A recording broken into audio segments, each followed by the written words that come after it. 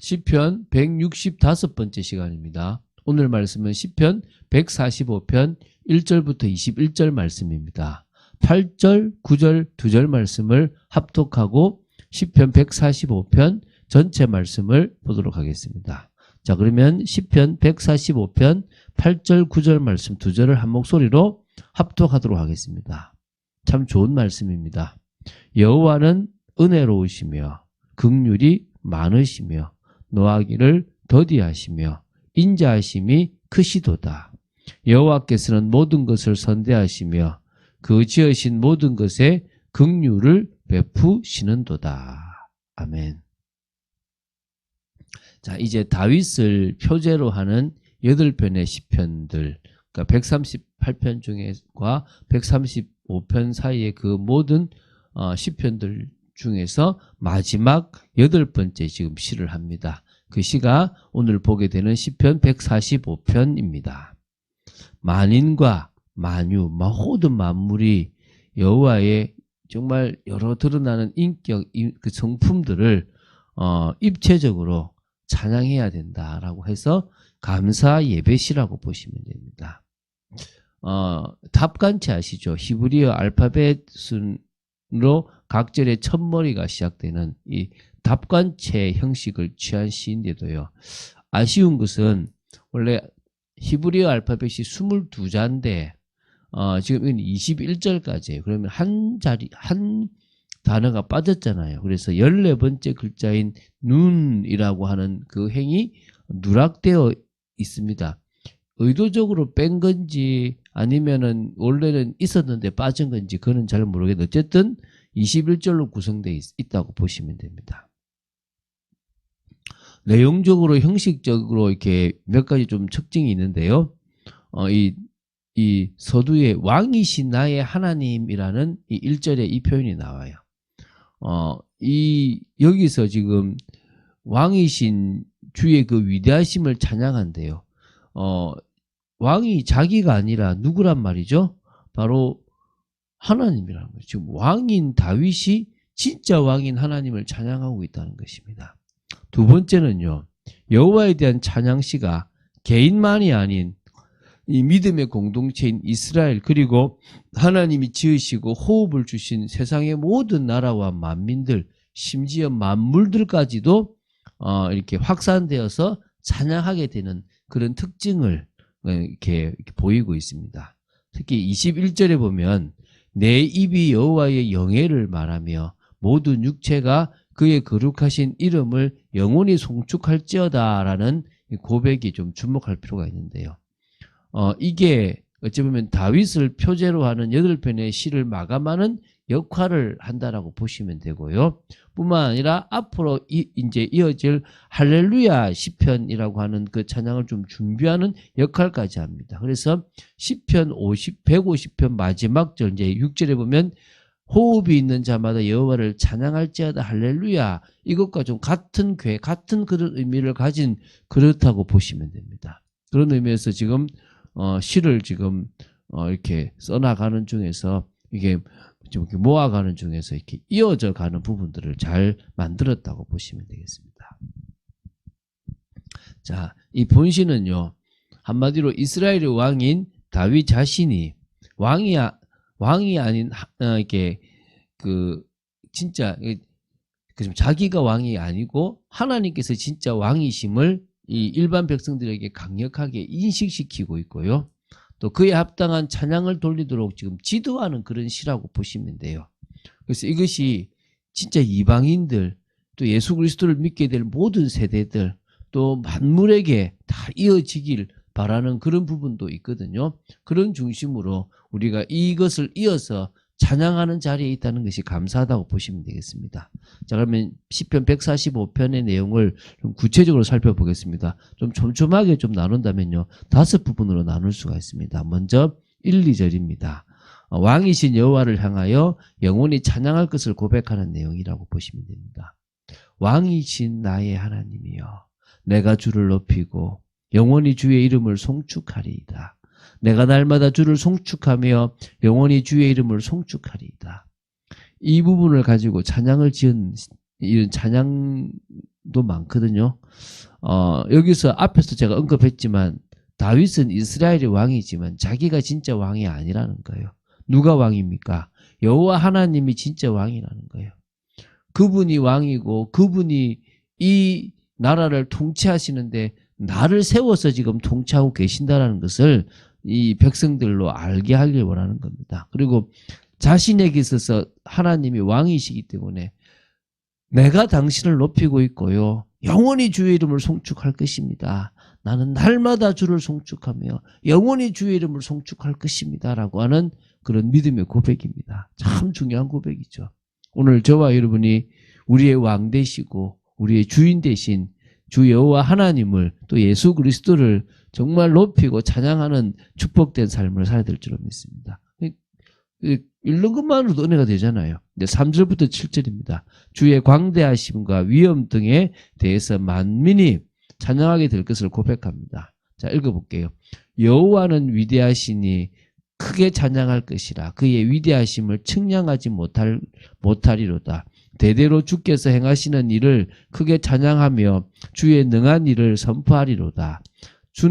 주의 존귀하고 영광스러운 위엄과 주의 기이한 일들을 나는 작은 소리로 읊조리이다.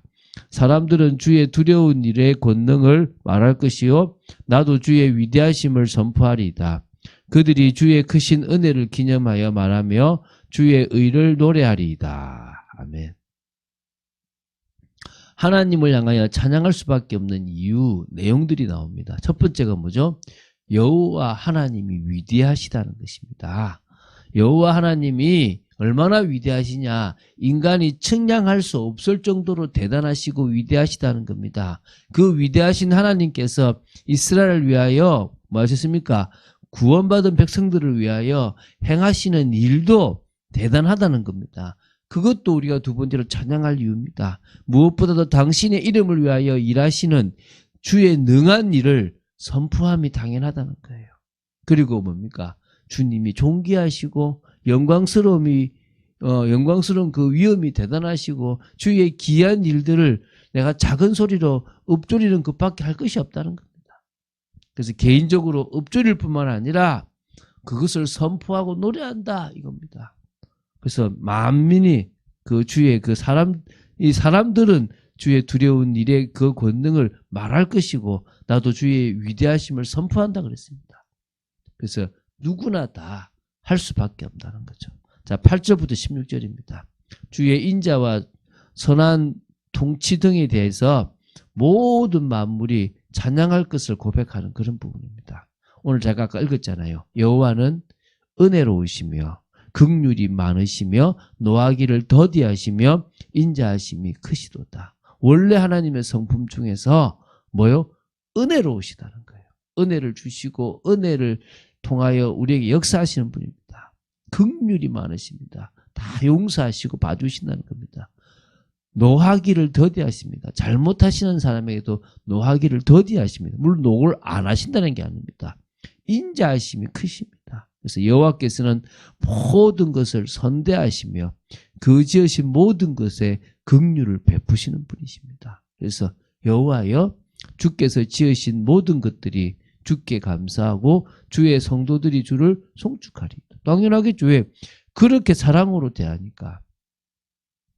예를 들면 오너가 있는데 그 오너가 되게 직원들을 위한다면 그 오너는 존경받잖아요. 엄격하고 확실한 분이신데 그것을 하기보다는 인자와 긍휼하심과 노하기를 더디하시는 분이라면 누구나 어떤 사람도 그 하나님에 대해서 사실은 알기만 한다면 감사할 수밖에 없습니다. 겉으로 드러나거나 내가 원하는 것을 못하시는 그런 엄격한 하나님으로 보지 마시고 내가 하고자 하는 것이 정말 큰 문제인데도 하나님은 가능하면 우리를 위해 주시고 우리를 다시 바꿔주시고 바른 길을 가기 원하시는 분이심을 믿어야 될 줄로 믿습니다. 그래서 송축해야 되겠죠. 그들이 주의 나라의 영광을 말하며 주의 업적을 알려서 주의 업적과 주의 나라의 위엄 있는 영광을 인생들에게 알게 하리이다. 주의 나라는 영원한 나라이니 주의 통치는 대대에 이르리이다. 여호와께서는 모든 넘어지는 자들을 붙드시며 비굴한 자들을 일으키시는도다.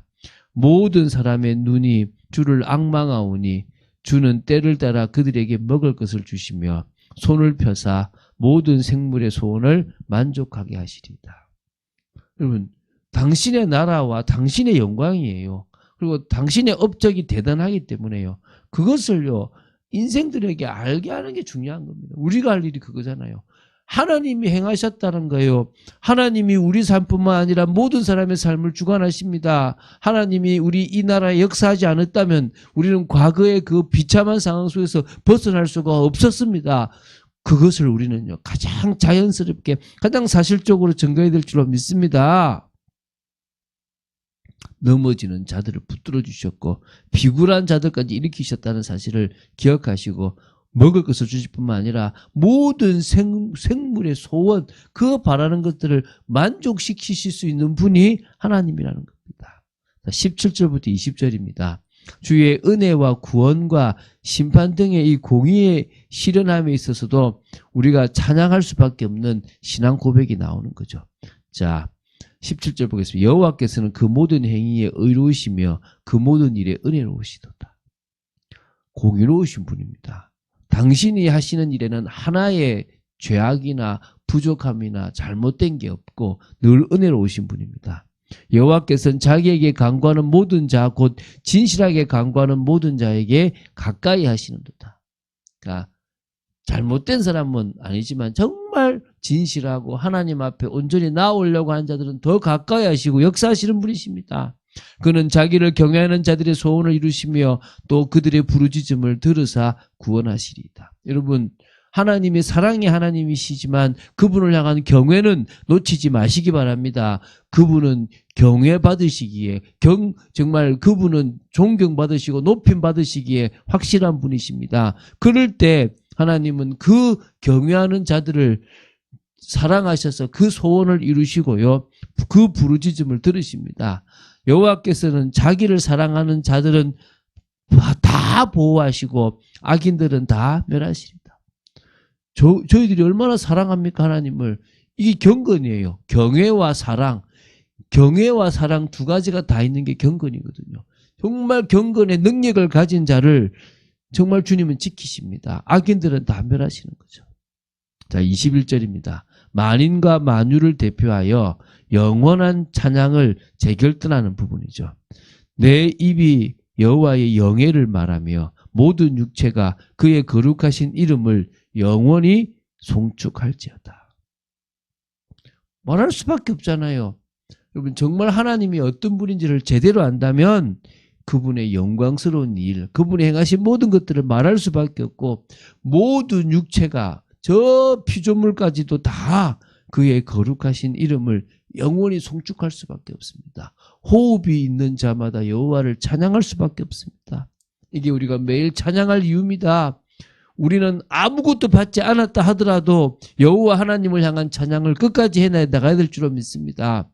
원론적인 본질적인 부분으로 우리가 그분을 믿고 그분을 찬양할 이유들을 찾게 되기 바랍니다. 지금 나에게 응답이 없다고 해도, 지금 나의 삶에 내가 원하는 일이 없다고 하더라도 우리는 그분을 찬양할 분명한 이유가 있습니다.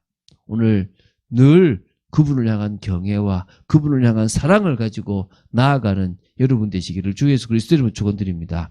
주는 그리스도시요 살아계신 하나님의 아들이심을 고백합니다.